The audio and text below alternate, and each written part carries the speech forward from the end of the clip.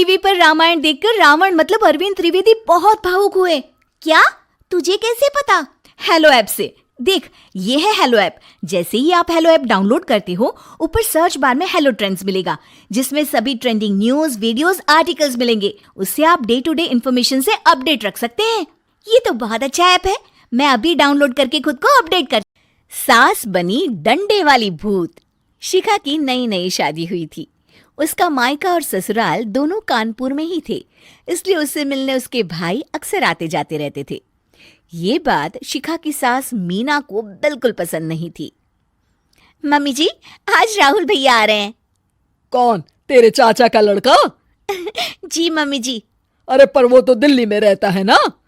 हाँ मम्मी जी, उन्हें कल सुबह दिल्ली के लिए निकलना है, तो वो आज मुझसे मिलते हुए कल सुबह यहीं से निकल जाएंगे। हमने तो धर्मशाला खोल रखी है ना। कुछ कहा क्या मम्मी जी? मैंने कहा हाँ हाँ, आने दे तेरे भैया को, जमकर खातिरदारी करेंगे। अब तो कुछ करना ही पड़ेगा, इससे पहले कि मेरा घर धर्मशाला बन जाए। ये कैसी बातें कर रही हो मीना? सच ही तो कह रही हूं। अभी इसकी शादी को साल भर भी नहीं हुआ और आए दिन इसके घर वाले आ धमकते हैं। अरे तो क्या हुआ, वो इसी शहर में रहते हैं तो हाल चाल लेने आ जाते हैं। इस बार मैं उनका हाल और चाल दोनों ही बिगाड़ दूंगी। अब बहुत हो गया जी। अरे ये कैसी बातें कर रही हो? हे भगवान, बस आप तो देखते जाइए। शाम को राहुल आता है। नमस्ते आंटी, कैसे हैं आप लोग? हम लोग तो ठीक है, तुम कैसे हो बेटा? मैं भी अच्छा ही हूँ आंटी। बस आज रात के बाद नहीं रहोगे। चलिए भैया, मैं आपको हमारा घर दिखाती हूँ। रात में खाने के टेबल पर शिखा, रोहित कहीं दिखाई नहीं दे रहा। जी भैया, वो ऑफिस के काम से बाहर गए हैं, कल शाम तक आएंगे। अच्छा अच्छा। बेटा, क्या तुम भूत प्रेत में मानते हो? नहीं नहीं आंटी जी, पर अचानक आपको ये ख्याल कहाँ से आ गया? पता नहीं क्यों, कभी कभी मुझे लगता है जैसे रात के समय बैठक में कोई घूमता रहता है। ये आप क्या कह रही हैं मम्मी जी?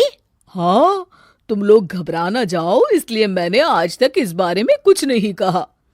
ये आपका वहम होगा आंटी जी, ऐसा कुछ नहीं होता। हो सकता है। चलो अब मेरा सोने का टाइम हो गया है तो चलती हूँ मैं। शिखा बेटा, राहुल के सोने की व्यवस्था वहीं दीवान पर कर देना। जी पापा जी। अब चलिए भी। अच्छा, तो बैठक में सोने वाले हैं साहबजादे। क्या बड़बड़ा रही हो? कुछ नहीं, आप सो जाइए। मीना और महेश के सोने के बाद शिखा और राहुल आपस में बात कर रहे होते हैं, तभी डोरबेल बजती है। अरे आप! सरप्राइज! काम जल्दी खत्म हो गया तो मैं आज ही चला आया। ये तो बहुत अच्छा किया। देखिए राहुल भैया भी आए हुए हैं, आप दोनों का मिलना भी हो जाएगा। कैसे हो रोहित? मैं तो ठीक हूँ भैया। शिखा, मैं भी आज यहीं सो जाता हूँ, राहुल भैया से बातचीत भी हो जाएगी। अच्छा अच्छा, ठीक है।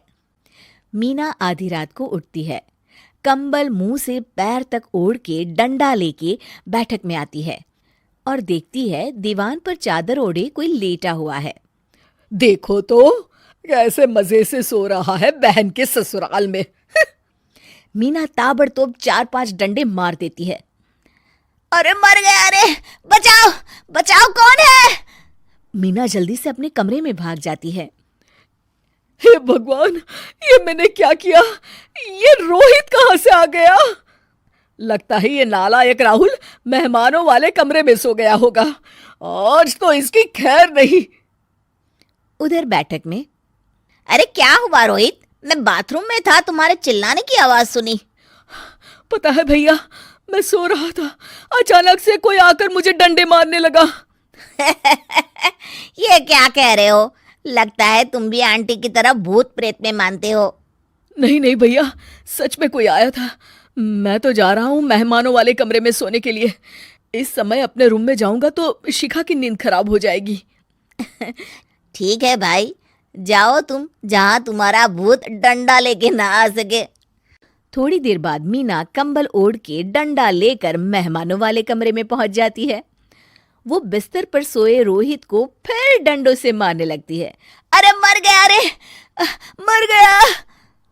तू भूत प्रेत में नहीं मानता ना, ये ले अब डंडे खा। हैं? ये तो माँ की आवाज है। रोहित कंबल खींच देता है। बेटा तू। अरे ये क्या कर रही हो माँ? मार मार के मेरा भरता बना दिया आपने। माफ कर दे मेरे लाल, मैंने तो तुझे ही मार मार कर लाल कर दिया। मैं तो उस राहुल के बच्चे को सबक सिखाना चाहती थी। राहुल भैया को? हाँ बेटा, मुझे लगा अगर उसे डंडे मारूंगी तो शिखा के मायके वाले यहाँ आना छोड़ देंगे। हे भगवान, माँ ये घर शिखा का भी है, उसके घर वाले जब चाहे आ सकते हैं।